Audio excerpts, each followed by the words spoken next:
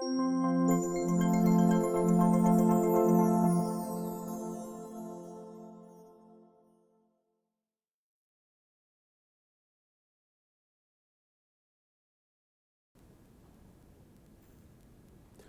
tarde, meus irmãos. Sejam bem-vindos ao nosso culto vespertino. Nós estamos na expectativa, na esperança, no desejo de que este tenha sido um domingo abençoado, que o irmão tenha usufruído de tudo aquilo que a Igreja proporcionou através das várias formas de comunicação que estamos a usar. E neste momento, mais uma vez, nós estamos juntos para cultuar o nosso Deus. É verdade que nós não podemos estar juntos no mesmo local, mas de alguma maneira nós podemos nos reunir através desta tecnologia e deste modo adorarmos ao Senhor. Vamos iniciar com o nosso tempo de oração silenciosa, cada um de nós agradecendo a Deus por mais um dia de vida, rogando a Ele que esteja conosco e que cada um de nós, nas nossas casas, onde estivermos a assistir, possamos, de alguma forma, também prestar algum culto ao Senhor e possamos receber o seu ensinamento para nós. Vamos orar silenciosamente enquanto ouvimos o nosso prelúdio.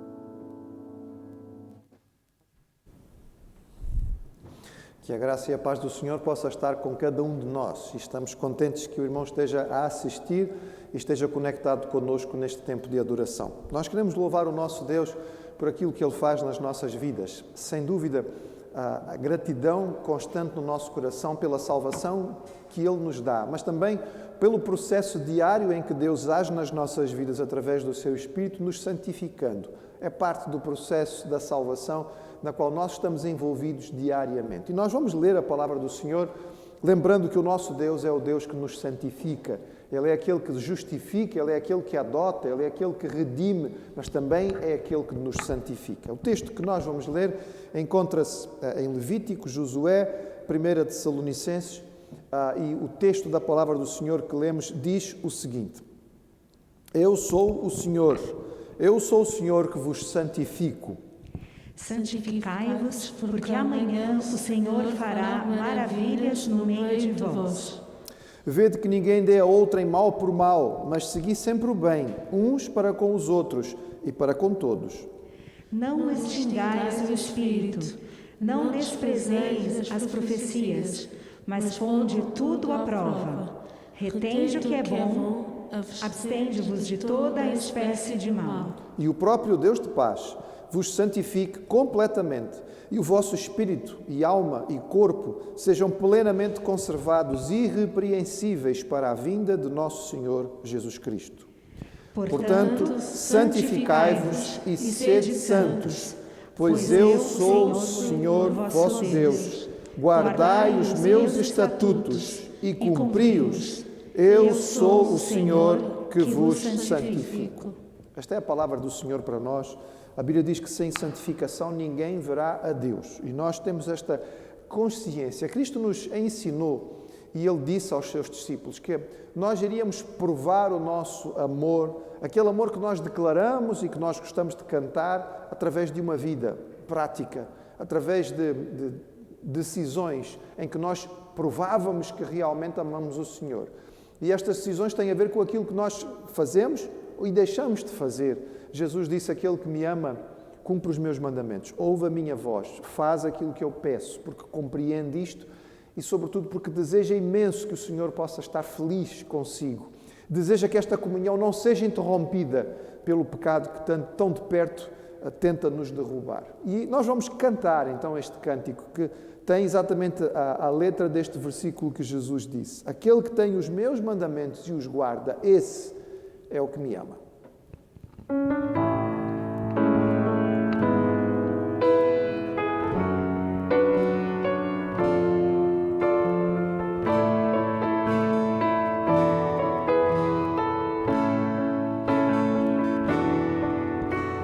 Aquele que tem os meus mandamentos e os guarda, esse é o que me ama. Aquele que tem os meus mandamentos e os guarda, esse é o que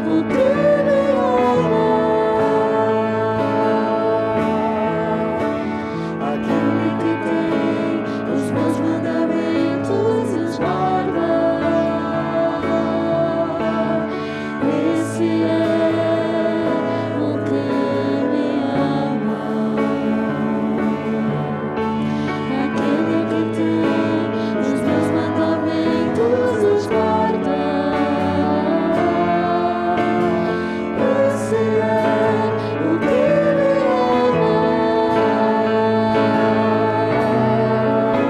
E aquele que me ama será amado por meu Pai, e eu também o amarei e me manifestarei a Ele.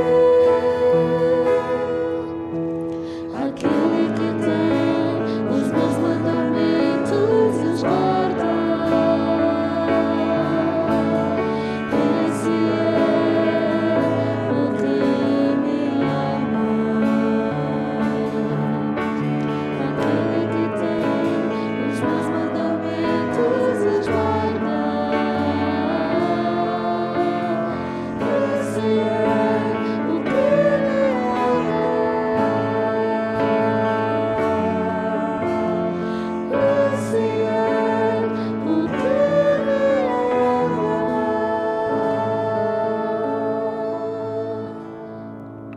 É por isso que os mandamentos do Senhor estão na nossa mão, estão disponíveis. O Senhor teve o cuidado de se revelar e na sua revelação Ele transmitiu ensino a nós de tantas formas diferentes. É extraordinário quando nós pegamos na Bíblia e vemos maneiras diferentes, estilos diferentes, formas diferentes que Deus usou para que nós pudéssemos aprender. Então há ordens, há regras, há texto jurídico, mas há histórias, tantas histórias, para nos ilustrar como fazer, como não fazer. Há poesia, há ilustração, há carta, enfim, são tantos os modos. E quando nós olhamos para a palavra do Senhor, percebemos, como ela mesma diz, que bem-aventurado é aquele que aprende a amar a palavra, compreender a revelação de Deus e, obedecendo esta palavra, vive a vida que agrada ao Senhor. Bem-aventurado é aquele que tem no Senhor o auxílio, aquele que segue aquilo que Ele nos deixou na sua revelação. E é isso que nós vamos cantar a Ele, cantando aquilo que é o texto do Salmo do número 1.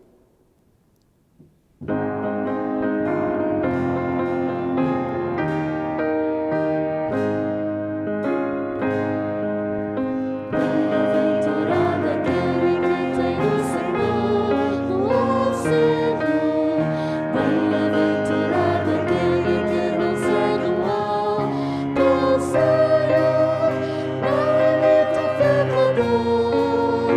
nem o escarnecedor.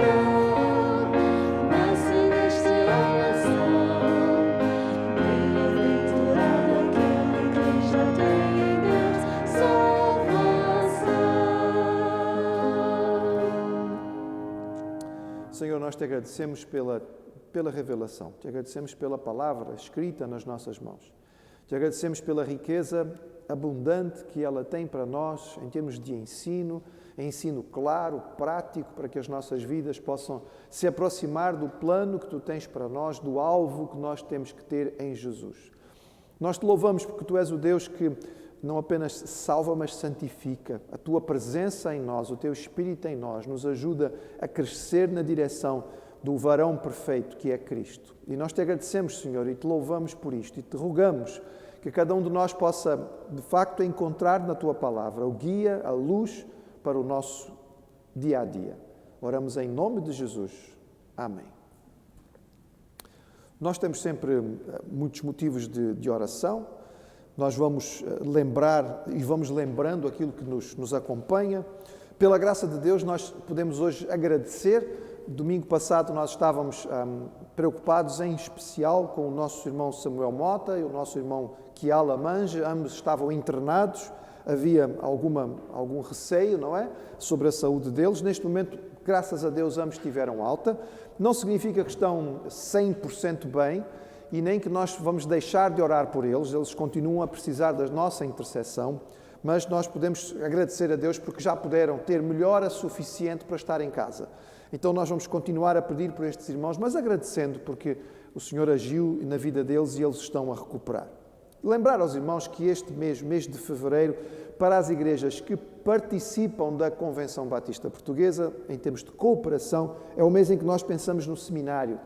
E que no fim do mês nós iremos, no último domingo, ter uma oferta especial. A oferta que vamos levantar vai ser uma oferta destinada especialmente para o seminário. Eu sei, não estamos a nos reunir presencialmente, mas há maneiras de nós fazermos chegar a oferta. Pode ser por transferência bancária, pode ser por MBWay, é a maneira de nós fazermos chegar a nossa oferta. Nós temos neste momento, só para os irmãos terem ideia, entre alunos que estão a fazer apenas uma disciplina ou várias disciplinas, nós temos 6 membros da igreja envolvidos com o seminário em termos de ensino, como alunos, e um como professor. Então, estamos bem representados, não é? Temos 7 é o número da perfeição, estamos bem representados no nosso seminário e será bom que nós tenhamos esta alegria de poder participar. Sem esquecer nunca a obra missionária, porque no mês de março nós estaremos a pensar nisto e também a nos consagrar para levantar uma oferta em relação a missões. Enquanto isso, vamos orando pelos nossos missionários, aqueles que a nossa igreja apoia constantemente, os pastores que estão ali no Camboja, o irmão Maicon e a sua família na Espanha, e também Oseias e Holanda aqui em Portugal. Nós vamos orar nesta hora e vou pedir ao pastor Samuel que nos dirija nesta oração, agradecendo a Deus por aquilo que Ele tem feito no nosso meio e também rogando ao Senhor pelo nosso seminário, pelo trabalho cooperativo. Nosso Deus e Pai do céu, nós te queremos agradecer e louvar pelo teu cuidado e amor por nós. Obrigado pelo dia que nos estás a conceder de vida, pelas bênçãos recebidas já ao longo do dia de hoje. E agora, ó Pai, que nos reunimos, mesmo à distância, para te cultuarmos, ó Pai, queremos expressar a nossa gratidão, o nosso reconhecimento pelo teu cuidado e pelas incontáveis bênçãos que continuas a derramar sobre cada um de nós, sobre as nossas famílias e sobre a nossa comunidade também. Nós te pedimos, ó Pai, que tu possas abençoar a cada família na sua casa, protegendo todos e proporcionando também tudo o que é necessário para uma vida equilibrada, ó Pai. Rogamos a Tua graça, a Tua misericórdia e a Tua presença também, confortando e consolando, sobretudo, aqueles que estão a passar por dificuldades. Obrigado, ó Pai Santo, pela recuperação dos nossos irmãos Samuel Mota e também o nosso irmão Kiala. Obrigado, Pai, porque aquele momento difícil está a ser ultrapassado já, e nós te agradecemos também porque Tu és um Deus que ouve as petições do Teu povo e que responde também, e nós te louvamos e nós te agradecemos e pedimos uma restauração completa dos nossos irmãos. Lembrando também da nossa irmã Florinda, que Tu também ajudes nesse processo de restauração completa. Obrigado, Pai Santo, porque Tu continuas a trabalhar. Tu és um Deus vivo, um Deus que continua a agir nas nossas vidas, mas também em todo o mundo.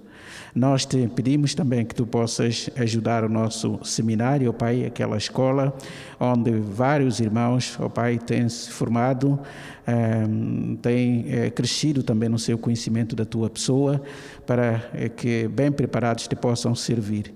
Nós pedimos bênção sobre todos aqueles que dirigem a instituição, todos aqueles que ali trabalham, os professores, os alunos, em especial também todos os membros da nossa igreja e que estão a colaborar com o seminário, estudando, como também dando aulas. Ó Pai, sobre todos eles nós rogamos as bênçãos do alto. E pedimos que tu também sensibilizes os nossos corações de modo a contribuirmos para que aquela escola continue a funcionar e continue a preparar obreiros e obreiras para te servirem no teu reino. Nós te agradecemos por todos eles. E pedimos também que tu possas ser com o nosso país, que tu abençoes o Departamento de Missões da nossa convenção, de modo a ter uma visão ampla e também correta das necessidades e que possa encontrar soluções também para resolver todos os problemas que se levantam. Nós te louvamos, ó Pai Santo, nós te agradecemos porque ainda temos a tua palavra. E obrigado pela obra de Jesus, porque Ele é a nossa redenção, o perdão, a graça, mas também a nossa santificação. Agora queremos ouvir a tua palavra que será exposta, ó Pai, pelo nosso pastor. Pedimos que tu o uses, que tu faças dele um instrumento, um veículo para que todos lá em casa possam receber essa mensagem e que os seus corações possam ser tocados também com o conteúdo dessa mesma mensagem. Obrigado porque tu és o Deus que nos santificas e a tua palavra é um dos meios para este processo de santificação. Fale aos nossos corações, santifica-nos, ó Pai, aproxima-nos de Ti. Esta é a nossa oração que fazemos, em nome de Jesus. Amém. Amém. Nós gostamos de brincar com a ideia de poder viajar no tempo. De vez em quando temos ideias de que nós poderíamos, de alguma forma, voltar ao passado e viver em algum momento que nós achamos interessantes na história. Se calhar íamos ter dificuldades, porque uma coisa é nós lermos a história, outras coisas chegarmos lá e iríamos sentir falta de tantas coisas do nosso mundo atual. Mas de vez em quando também as histórias nos falam de alguém do passado que eventualmente vinha a viver o nosso tempo e encontra uma série de coisas diferentes e acha também muita coisa estranha. Uma das coisas que provavelmente alguém do passado acharia muito estranho se viesse hoje viver entre nós seria a questão da alimentação. Porque hoje nós evitamos uma série de alimentos e antigamente não havia nenhuma noção de que as coisas necessariamente faziam mal. Bem, alguma pessoa talvez soubesse, eu quando como isto não fico bem. Mas, no geral, não havia esta questão de dizer este tipo de alimentos fazem mal, devemos evitá-los. Mas hoje em dia a ciência médica se desenvolveu no sentido de nos ensinar a evitar uma série de coisas que antigamente se comia sem qualquer problema. Então, por exemplo, as gorduras animais, nós sabemos que elas entopem as nossas artérias e nos matam mais depressa. Nós sabemos que carnes, por exemplo, como a carne de porco, nos faz mal. Nós sabemos que o açúcar produz diabetes e nos prejudica. Nós sabemos que as bebidas alcoólicas danificam o nosso fígado. Nós sabemos que o sal faz subir a nossa tensão arterial. Nós sabemos que a farinha de trigo tem muito glúten, que acaba por ser um processo que provoca inflamação no nosso organismo. Da mesma forma, o leite tem lactose, que faz a mesma coisa. Ou seja, há uma quantidade de coisas que nós somos ensinados hoje em dia, lendo a respeito do que a ciência médica sabe. Estas coisas devem ser evitadas se queremos uma alimentação saudável. A vida espiritual é idêntica. Há coisas que devem ser evitadas para uma saúde espiritual. Há vícios, há defeitos, há práticas, há falhas que devem ser combatidas e tratadas porque elas nos separam de Deus. Elas nos afastam do alvo que o Senhor tem para nós e da vida abundante que Jesus trouxe para nós vivemos. Estamos a falar sobre saúde espiritual, ou seja, coisas que nós precisamos evitar para que possamos ter saúde espiritual. O apóstolo Paulo, na sua carta aos Colossenses, vinha incentivando os crentes de Colossos a pensar nas coisas de cima, não é? Capítulo 3 é onde nós estamos a meditar. Ele tinha dito, não se fixem nas coisas cá de baixo, pensem nas coisas lá de cima. Porque a nossa vida pertence ao Senhor, ela está escondida, está separada, está guardada em Cristo. E Ele é a nossa vida, dizia Paulo. E então ele vai nos explicar no seguimento do texto, as coisas que devemos evitar e as coisas que devemos aproveitar, ou seja, o que deve ser tirado das nossas vidas e o que deve ser desenvolvido nas nossas vidas. E nós vamos começar por ver as primeiras, ou seja, o que deve ser evitado. E estamos então em Colossenses capítulo 3, nós vamos ler os versículos de 5 a 11. Colossenses 3, de 5 a 11. E diz assim o texto da palavra do Senhor a partir do verso 5. Fazei, pois, morrer a vossa natureza terrena, prostituição, impureza, paixão lasciva, desejo maligno e a avareza, que é a idolatria. Por estas coisas é que vem a ira de Deus sobre os filhos da desobediência. Ora, nestas mesmas coisas andastes vós também noutro tempo, quando vivíeis nelas. Agora, porém, despojai-vos igualmente de tudo isto: ira, indignação, maldade, maledicência, linguagem obscena do vosso falar. Não mintais uns aos outros, uma vez que vos despistes do velho homem com seus feitos e vos revestistes do novo homem que se refaz para o pleno conhecimento, segundo a imagem daquele que o criou, no qual não pode haver grego nem judeu, circuncisão nem incircuncisão, bárbaro, cita, escravo, livre, porém Cristo é tudo em todos. Pai, a tua palavra é profunda, é rica e nós queremos compreendê-la para podermos aplicá-la nas nossas vidas. Ajuda-nos, Senhor, a entender aquilo que tens para nós. Nós te pedimos em nome de Jesus. Amém. Os rabis judeus e os filósofos gregos tinham o hábito de fazer listas de vícios. Nós encontramos isto na literatura antiga com alguma facilidade. Na época do primeiro século em que Paulo está a escrever, a literatura de sabedoria do tempo normalmente tinha estas listas. É claro que a lista ou as listas que Paulo faz, e ele faz listas em praticamente todas as suas cartas, as listas que Paulo faz, tanto de vícios quanto de virtudes, são diferentes das dos filósofos gregos, por exemplo, porque ele vai incentivar virtudes que são particularmente cristãs e ele vai combater vícios que para o cristão eram extremamente ruins e que para a comunidade em geral não eram considerados problemas maiores. Neste texto, nós encontramos 10 vícios, ou 10 erros, 10 falhas, 10 defeitos que devemos evitar. Eles estão em duas listas de 5. Temos 5 e depois temos outros 5. E é muito interessante nós percebermos isto. Vamos então começar olhando para o texto. O versículo 5, Paulo vai listar 5 vícios. E estes 5 vícios, eles estão essencialmente ligados à questão da vida sexual. Não é? Da vida íntima, da vida do contato físico. Nós vamos lembrar que Paulo está a escrever a gentios, para quem a promiscuidade sexual era algo perfeitamente banal, algo sem problema absolutamente nenhum. Havia hábitos culturais e religiosos que incentivavam a prostituição. Então, a prostituição sagrada, ou seja, a prostituição nos cultos diversos que existiam neste tempo, era uma coisa comum. A prostituição que não era sagrada era uma coisa banal. Inclusive, a maior parte das hospedarias, dos hotéis, digamos assim, daquela época, eram, na verdade, praticamente bordéis. É por isso que Paulo tanto incentiva os crentes e as igrejas à hospitalidade, porque os cristãos não iam se sentir bem ao hospedarem-se naquilo que eram os hotéis públicos da época, porque eram hotéis em que a prostituição era algo perfeitamente banal e não iam se sentir bem. Daí ele incentiva que os crentes abram as suas casas para receber outros crentes quando estes estão a se deslocar. Então assim Paulo vai nos falar a respeito deste tema. Ele vai reconhecer neste texto, versículo 7, que esta era a prática dos colossenses anterior e por isso ele vai apelar a eles a respeito destas questões. É curioso que esta primeira lista, então, dos 5 vícios que ele lista nesta primeira lista, 4 são de conotação sexual e é provável que o 5º esteja ligado a este tema e nós vamos ver como, não é? E a palavra que ele usa é um imperativo fortíssimo. Ele disse, mortificai, fazei morrer, matai. Pois é forte, não é? Ele não está a brincar. Há certas coisas, irmãos, que é preciso ser mesmo violento. Não dá para brincar com este tipo de pecado. Não é algo que se possa ir lidando devagarinho. É algo que tem que ser feito, ou que tem que ser enfrentado de forma drástica. É cortar pela raiz. Ele diz mesmo, matai isto.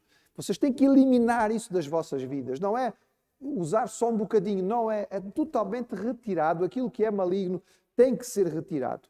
Lembramos que Paulo está a usar a ilustração do batismo, na sua ideia de morte e ressurreição. Então, nós morremos para as coisas antigas.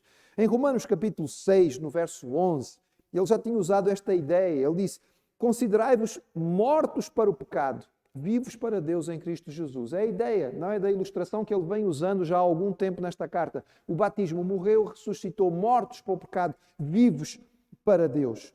Nesta mesma carta aos Romanos capítulo 8, versículo 13, ele torna a usar a mesma ideia. Ele diz: porque se viverdes segundo a carne, morrereis. Mas se pelo Espírito mortificares as obras do corpo, vivereis. Vejam, é a mesma ideia. Mortificar, matar as obras da carne. O ato de mortificar, irmãos, o ato de matar é consciente. Não se mata sem pensar, não é? Matar é uma coisa deliberada. É uma coisa que nós fazemos porque nós realmente queremos fazer. Paulo tinha falado sobre a vida mental. Ele disse: pensai nas coisas que são do alto. Lembrem-se que os vossos pensamentos precisam ser dominados. Então aqui ele vai falar a respeito da prática sexual, mas da fantasia também, da vida mental. E ele diz: isto tudo tem que ser eliminado de forma intencional, de forma consciente, de forma propositada. Vocês têm que reconhecer que isto é mau e eliminar isto das vossas vidas. Ele fala em mortificar os membros. Pode ser que a sua tradução use a expressão membros.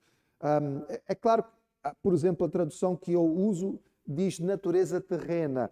É isso que ele está a falar. Ele está a dar a entender que, sem dúvida, o pecado sexual envolve o corpo e os membros que nós temos podem ser usados para a glória de Deus ou não.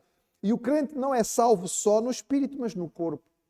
Por isso, outra vez, lembrando a carta aos Romanos, Paulo incentivava a que o corpo fosse consagrado ao Senhor. Ele dizia lá no capítulo 12, verso 1, rogo-vos, pois, irmãos, pela compaixão de Deus, que apresenteis os vossos corpos em sacrifício vivo, santo e eficaz. Então servimos ao Senhor com o corpo também. O que Paulo vai pedir aqui, irmãos, é uma virtude cristã que era muito estranha para o mundo da época. É a castidade. Esta virtude cristã era estranha naquele tempo e é estranha hoje em dia também, irmãos. Não é? O homem de hoje também tem dificuldade em entender isto. Assim como hoje, naquele tempo, ensinava-se que é preciso ter o maior prazer possível e não se reprimir. A ideia muitas vezes usada hoje em dia, não é? Isto reprimir, não é? A repressão traz mal, é mal para o corpo, acaba por prejudicar o indivíduo física e psicologicamente. Então as pessoas hoje em dia vivem numa busca intensa pelo prazer físico ao ponto de até trocarem de sexo para poderem se satisfazer, porque não se sentem bem. E o problema, irmãos, é sempre o mesmo. O homem tentando resolver um problema espiritual através de soluções materiais. São categorias diferentes de coisas. Nós temos que resolver o problema dentro da sua categoria.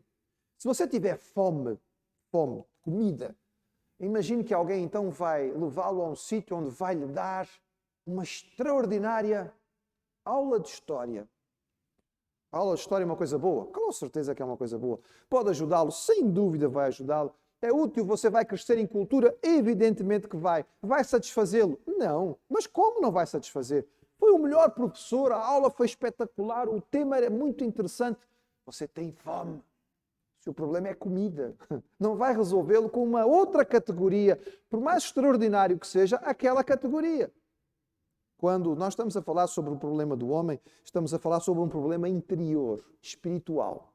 E, infelizmente, o homem continua sendo iludido pelo inimigo a tentar resolver um problema que é espiritual através de soluções materiais e nunca se satisfaz. É disto que Paulo está aqui a falar e é evidente que quando nós lemos estes vícios, nós rapidamente nos lembramos daquilo que Paulo tinha falado a respeito das obras da carne.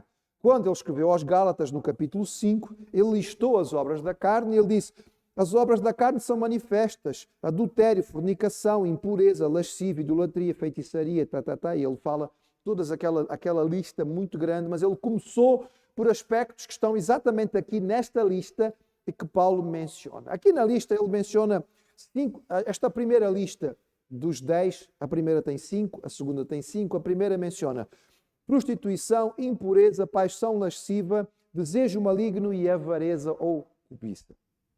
Como eu disse, destes 5, 4 são de conotação sexual e nós podemos separá-los 2 mais 2 mais 1. Os 2 primeiros estão ligados, assim como os 2 segundos, prostituição e impureza. A prostituição era, de uma forma direta, todo o pecado sexual prático, ou seja, a prática do pecado sexual, a prática do sexo antes ou fora do casamento. Antes do casamento é promiscuidade, não é? Dentro do casamento, o sexo é para ser uma bênção para o casal, mas se um deles utiliza-o fora, está errando, está pecando contra Deus, está usando de forma que Deus não preparou para ser usado, isto é imoralidade aos olhos do Senhor. É disto que ele está mencionando aqui, neste primeiro vício, prostituição. O segundo tem a ver com uma disposição interior para o pecado, ou seja, é um coração, é uma alma voltada para isto, não é que está inclinada para a corrupção neste sentido. As segundas vícios que ele menciona, paixão lascívia e o desejo maligno, estão unidas e têm a ver com a mentalidade, têm a ver com o pecado sexual na mente. A primeira palavra é muito interessante, a palavra é patos. Patos é a palavra grega para doença. Então ele está falando aqui de fantasia mental. Ele diz, atenção, cuidado, vocês têm que eliminar a prática física e a tendência física para isto, mas também têm que tratar disto na vossa cabeça. Cuidado, porque a fantasia também é muito má. Foi o que Jesus ensinou, não é? Quando Jesus falou sobre o assunto em Mateus 5, 28, ele disse, eu porém vos digo que qualquer que atentar numa mulher para a cobiçar, já no seu coração cometeu adultério com ela. Ou seja, Jesus condenou a fantasia. Olhou, fantasiou, então aos olhos de Deus você só não praticou porque não conseguiu, mas na verdade no seu coração você já o fez. E portanto Jesus liga aqui estas duas ideias e curiosamente Jesus menciona aqui cobiça, que vai ser o quinto vício que ele vai mencionar aqui e percebemos que afinal os 5 podem estar muito ligados. O segundo, que é o desejo maligno, o primeiro pode ser considerado uma fantasia rápida, o segundo será uma atitude permanente. É uma atitude lasciva, é uma atitude luxuriosa. Atenção, tanto do homem quanto da mulher, porque se isto era algo que era característico dos homens, hoje em dia nós percebemos que infelizmente tornou-se também das mulheres, não é? Séries de televisão e filmes desenvolveram esta mentalidade que a mulher tem que ser igual ao homem, então ela tem que se comportar na sua forma de olhar o homem da mesma maneira que o homem olha a mulher. Não é igual, porque nós não somos iguais e naturalmente não seria assim, mas infelizmente vai se tornando. E aqui Paulo está falando não só daquela fantasia passageira, mas de uma atitude constante. A imagem é desagradável, irmãos, mas é talvez uma imagem que nos ajuda a perceber. É o animal em cio. Não é? O animal, quando está na época do cio, ele procura, não é, ardentemente, um parceiro sexual, porque é aquele momento em que isto tem que acontecer. Mas no caso do animal tem a ver com o instinto, tem a ver com a necessidade que foi criada nele. No ser humano é muito triste que seja assim, mas esta é a modernidade em que nós vivemos. O quinto vício que ele menciona aqui é a avareza, ou seja, a cobiça. E é muito provável que Paulo esteja aqui a mencionar a cobiça ligada ao desejo sexual. Ou seja, quando a lei nos fala sobre cobiça, especifica de forma bem concreta esta questão. Porque lá em Êxodo 20, nós lemos no versículo 17, não cobiçarás a casa do teu próximo, não cobiçarás a mulher do teu próximo. É interessante que o texto já mencionava isto. Então, juntando aqui o terceiro e o quarto vícios, que são essencialmente mentais, não é? Que têm a ver com a vida do pensamento, com o ensino de Jesus a respeito da cobiça no que diz respeito à vida sexual, é provável que estejamos a ver aqui Paulo mencionando a avareza como alguma coisa que está ligada a esta parte, ou seja, a insatisfação e ingratidão com aquilo que se tem e, portanto, deseja-se o do outro. A velha ideia de que não é a relva do vizinho é sempre mais verde do que a minha. E Paulo menciona e diz assim, é curioso que ele diz assim, que é idolatria. Mas o que é que tem idolatria a ver com pecado sexual? Irmãos, tem tudo a ver. O indivíduo adora aquilo que ama, aquilo que enche o seu coração, aquilo que é objeto de satisfação, aquilo que nós achamos que vai nos trazer satisfação, torna-se o nosso Deus, aquilo que nós procuramos. Porque um Deus é aquilo que nos responde às nossas necessidades. Um Deus é aquilo que nos traz um senso de satisfação. Um Deus é aquilo em que nós encontramos a realização que nós queremos. E na sociedade em que nós vivemos, como na sociedade de Paulo, criou-se a ideia de que o homem vai se satisfazer quando ele puder dar liberdade ao seu desejo sexual de forma ampla. As pessoas parece que chegam à ideia de que quando elas puderem realizar todas as suas fantasias sexuais, vão estar plenamente satisfeitas e vão sempre criando novas alternativas. O prazer físico toma o lugar de Deus, ocupa o lugar daquilo que satisfaz, daquilo que traz realização. Isso é idolatria. É isso que a palavra diz. E Paulo diz que estas coisas produzem na vida da pessoa a ira de Deus. O versículo 6 é um versículo interessante porque ele introduz este tema que nós normalmente não gostamos muito, tema que é um tema vasto, nós não vamos desenvolvê-lo aqui, mas é um tema muito importante da palavra do Senhor e nós não fugimos dele. Tentar fugir da ideia da ira de Deus, como algumas pessoas acham, não, Deus é amor, então não se fala sobre a ira de Deus, porque é um tema desagradável. Meus irmãos, a ira de Deus é um tema essencial. Quando nós pensamos em ira, nós normalmente pensamos em sentimento desordenado, não é? Uma paixão sem controle. A pessoa que não tem um temperamento descontrolado, então se ira com facilidade. Bem, Paulo vai falar sobre esta ira no versículo 8, mas aqui ele está a falar sobre a ira de Deus. Quando Deus fica irado, ele fica irado contra o mal, contra o pecado, contra o erro, contra o absurdo. Deus não perde a paciência. Não é que ele não controlou o seu temperamento e por isso ficou zangado. Não, irmãos. Ele se ira contra aquilo que é absurdo e que não podia existir. Bem, podíamos usar muitas imagens. Deixe tentar talvez ajudá-lo com uma. Imagine que você ganhou um lenço muito bonito. Um lenço de linho fino, bordado. Branco, alvo, lindíssimo, não é? E você ganhou este lenço, é um lenço, sei lá, quase que a gente dizia, não dá para usar, não é? Só para mostrar, porque é uma coisa tão bela, não é? É uma coisa delicada, é uma coisa bordada, é uma coisa com um tecido que é um tecido especial, não é? Então deve ser lavado com delicadeza para que possa ser guardado, não é? É realmente uma peça linda. Agora imagine que você veja alguém que pega o seu lindo lenço de linho bordado, branquinho, e o usa para limpar a lama de uma bota. Chegou em casa com a bota toda enlameada, toda suja de porcaria, foi lá buscar aquele lenço todo especial e foi lá limpar a bota. O que é que aconteceria se você visse isso? Ia ficar irado, não é? As irmãs em particular, ao ouvirem isto, já devem estar todas arrepiadas. Cruz credo, como é que se pode fazer uma coisa destas? A ira vai subir. Coisa absurda! Como é que faz uma coisa destas? É exatamente isto, irmãos. Esta ira é correta. Por quê? Você está ouvindo a utilização completamente errada. Isto não pode ser usado para isto. Isto é deteriorar o valor disto. Isto é algo muito especial. Não pode ser estragado fazendo este tipo de trabalho. Agora imagine, Deus criou o homem à sua imagem, à sua semelhança. Deus fez o homem para viver em comunhão com Deus, em ligação com o Senhor, para viver uma vida de intimidade. E este homem que foi feito à imagem do Deus infinito, santo, justo, bom, se comportar como um animal em si. Deus não havia de se irar, irmãos. Seria estranho se Deus não ficasse irado.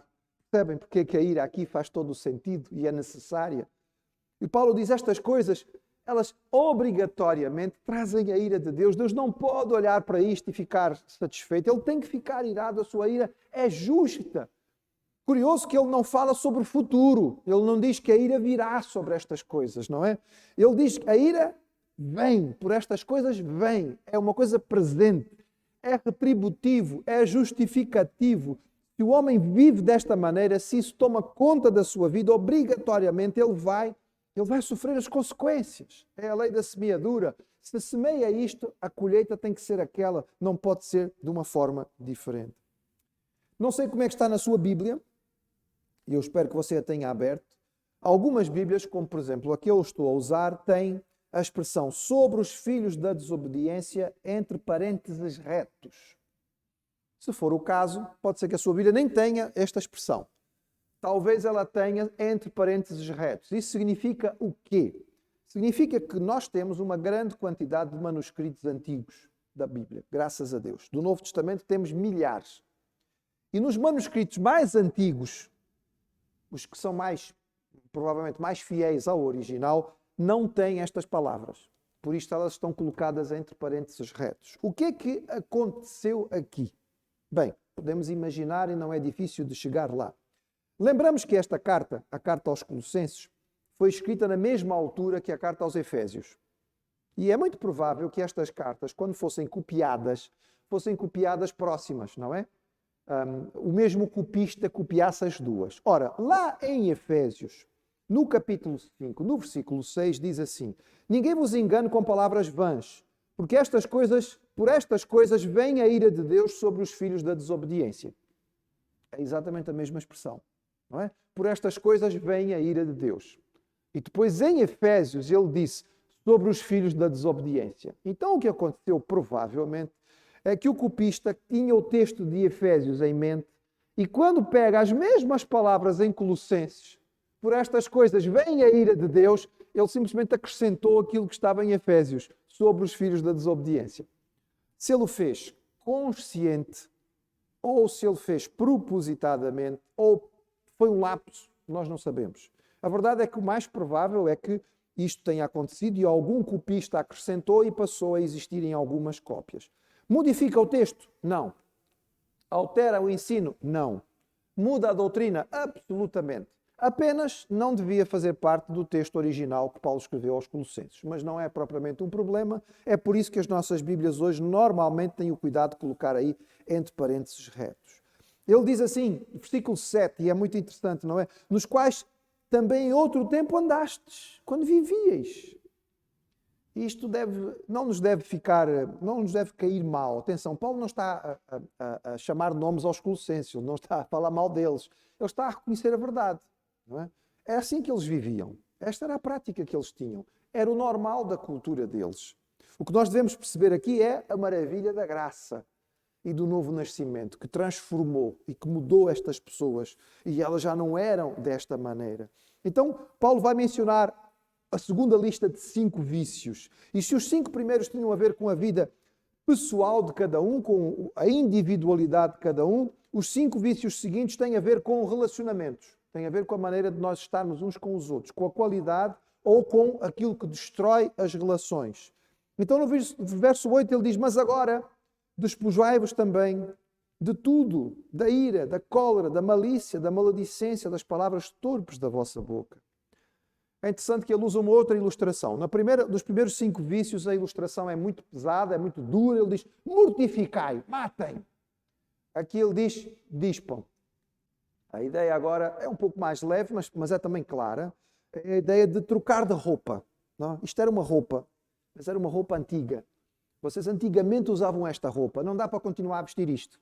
Isto é desagradável a Deus. Isto é feio, isto é sujo. Tirem esta roupa, troquem a roupa. Ponham roupa nova. A troca de roupa, irmãos, sempre foi ao longo da história algo que muitas vezes simbolizou uma mudança de estatuto. Por exemplo, na história desta época, nós encontramos, por exemplo, os meninos romanos, quando atingiam a idade de 12 anos, passavam por uma cerimónia em que eles eram aceitos como cidadãos, como homens dentro da cultura. E nessa ocasião, pela primeira vez, eles usavam a toga virilis, era a toga do adulto. Antes eles usavam uma túnica que era para a criança. Agora, finalmente, eles iam poder usar a toga do adulto. E na primeira vez que usava, e era complicada aquelas dobras todas que eles tinham que fazer e depois colocar por cima do ombro, enfim, não era muito fácil. Mas a primeira vez que o miúdo vestia, o rapazinho vestia aquela roupa em Roma, ele então ia com o seu pai e os seus familiares, normalmente homens, e faziam, digamos, uma verdadeira procissão, levando o rapazinho até o fórum romano, para que ele pudesse ser visto. Ele agora é homem, ele agora pertence, não é, à comunidade, ele agora já não é mais uma criança. Trocou de roupa, trocou. A roupa mudou aquilo que era o estatuto. Os cultos de mistério desta época também tinham este hábito de ter vestes especiais para os iniciados. E depois cada passo dentro do crescimento do culto de mistério tinha alguns elementos de vestuário que eram diferentes para marcar. Este indivíduo tem uma roupa nova. No judaísmo nós sabemos que os sacerdotes tinham uma roupa especial. O sumo sacerdote tinha uma roupa especial. Era comum que, chegando de uma peregrinação, os peregrinos se batizassem nos vários batistérios que haviam em Jerusalém e pusessem uma túnica limpa, branca, para poder subir até o templo. Isto sempre foi usado, irmãos. Até hoje em dia nós temos esta prática. Na Idade Média eram os cavaleiros que na noite antes de serem elevados à posição de cavaleiro tinham que estar em jejum e oração e depois tinham que pôr uma túnica branca para poder comparecer diante de alguém que os ia, não é, elevar a categoria de cavaleiro. E o irmão deve estar a pensar, então vai ver que é por isso que quando nós batizamos as pessoas põem uma bata branca. Irmãos, é por isso. Tem a ver com o simbolismo desta figura. E Paulo está a dizer, tirem a roupa velha. E quais são as características da roupa velha? Ira. E mais uma vez, os 5 vícios vão estar ligados. Os 2 primeiros e o terceiro e o quarto estão ligados. Ira, eu falo primeiro, ira e cólera. O ato e o estado. A ira tem a ver com a reação violenta, com a resposta, não é? A nossa resposta. Nós nos iramos, nós ficamos zangados. Sabem porquê que nós ficamos zangados? Normalmente a nossa ira vem como produto do nosso orgulho e do nosso egoísmo. Nosso orgulho. Nós achamos que... Porquê que não estão a fazer?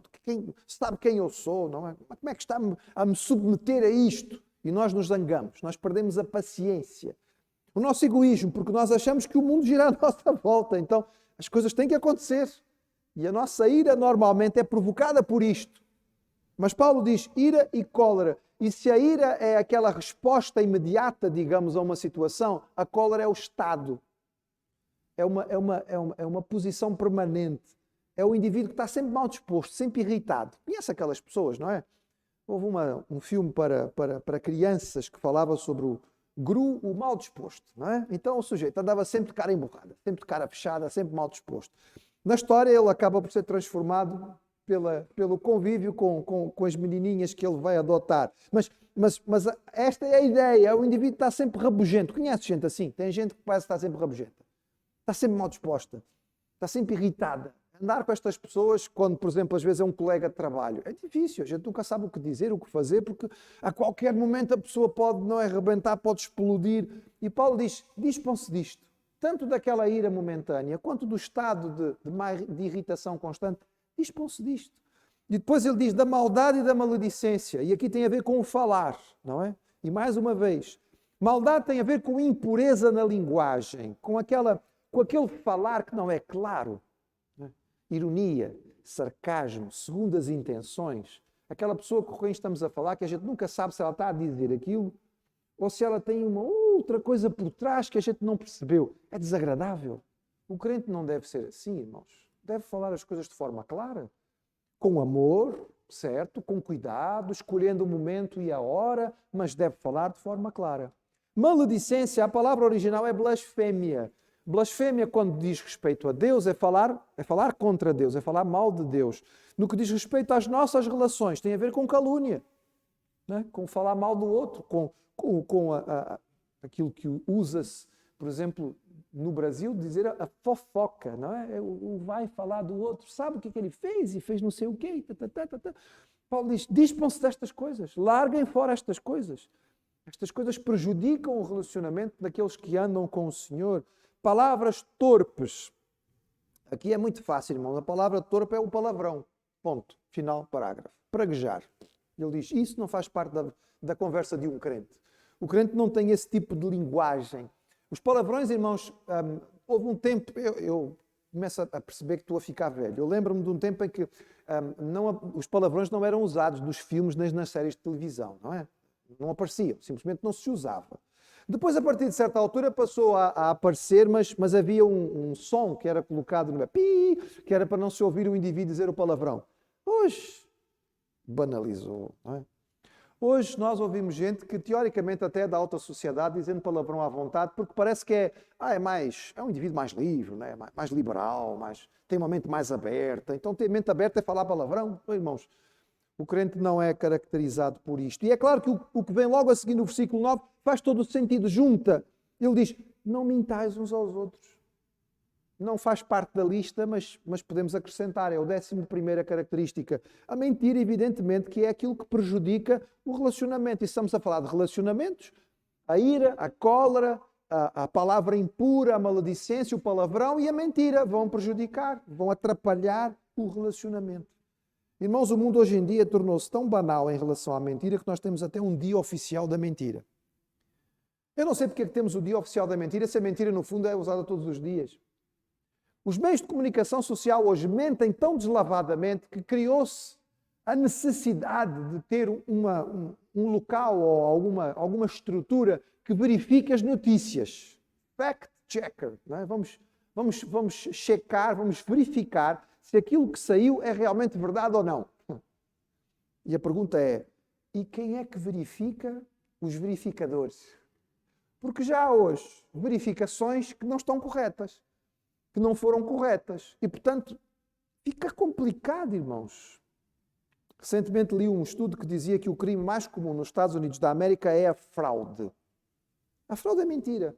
Seja fiscal, negocial, ou seja ela qual for, é mentira. O homem mente por hábito. E Paulo sabe que a mentira é algo que prejudica de forma tremenda os nossos relacionamentos. Danifica as relações. A honestidade, a verdade, é fundamental na relação. A mentira, que o mundo pode encarar como piada ou como vantagem de vez em quando, não, é uma mentira branca, uma mentira pequenina, é uma mentira que foi útil. Não, irmãos, é mentira, ponto final, é filho do diabo, não pode ser usado. É algo que tem que estar fora da vida do crente. É daquelas coisas que a nossa dieta espiritual não pode ter. Como é que nós vamos viver bem em nossos relacionamentos sem honestidade e transparência? Como é que vai haver confiança, segurança, se não houver verdade naquilo que nós falamos? A palavra é dom de Deus. A possibilidade de comunicarmos uns com os outros é um dos presentes que Deus nos deu ao nos fazer como nos fez. E nós sabemos que as palavras, tantas vezes, edificam, consolam, animam, alegram, inspiram. Mas as palavras também podem fazer muito dano. Magoar, destruir, deprimir, tornar ansioso, danificar permanentemente mentes e corações. Então, a palavra do Senhor nos diz, seja sábio na utilização da palavra. Dispa-se de tudo aquilo que prejudica os relacionamentos. A ira, a cólera, a palavra impura, a maledicência, os palavrões, as mentiras. Dispa-se disto, porque isto certamente vai impedi-lo. E é claro, irmãos, que se nós temos que nos despir, não vamos ficar nus, pois temos que nos vestir. E quando nós olhamos para o texto e percebemos o que é que deve ser retirado, qual é o resultado dos crentes que fazem isto? Realmente tiram o que está errado, vestem-se daquilo que é o certo, qual vai ser o resultado disto? Irmãos, é lindíssimo o que ele diz a seguir no texto. Porque ele vai nos explicar não somente o que nós temos que tirar, mas ele vai nos explicar o que nós temos que vestir. E ele vai explicar o resultado que isto vai ter na comunidade. É impressionante, é maravilhoso. Mas já não vai dar para hoje, não é? Fica para a próxima semana. Mas leia, guarde, medite neste texto. Paulo está chamando a atenção da igreja aos Colossenses. Nós temos que viver com a mente nas coisas de cima, buscar as coisas de cima, pensar nas coisas de cima, viver por aquilo que é superior. E para isso é preciso retirar da nossa vida toda a impureza da vida sensual, seja ela prática, seja ela mental, a cobiça, retirar tudo aquilo que prejudica os nossos relacionamentos para que nós possamos viver com o Senhor. Numa única palavra nós podíamos dizer santificar.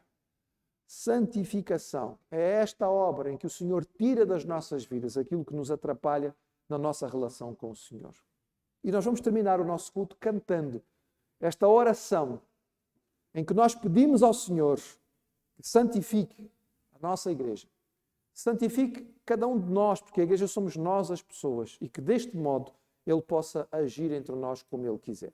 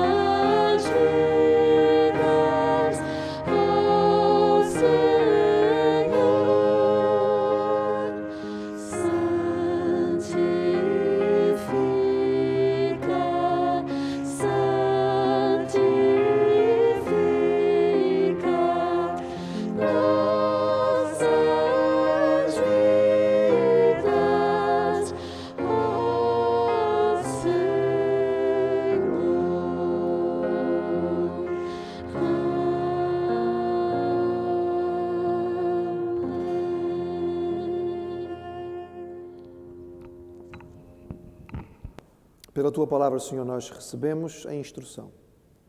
E nós te rogamos que, como cantamos, Tu nos santifiques. Ajuda-nos, Senhor, neste despir, neste eliminar, neste matar de tudo aquilo que atrapalha a nossa comunhão contigo, prejudica a nossa comunhão como irmãos e irmãs em Cristo. Faz-nos, Senhor, diferentes. Ajuda-nos a crescer nesta pureza que é necessária existir para que nós possamos brilhar como Tu queres que nós brilhemos. Nós te rogamos isto. Em nome de Jesus. Amém.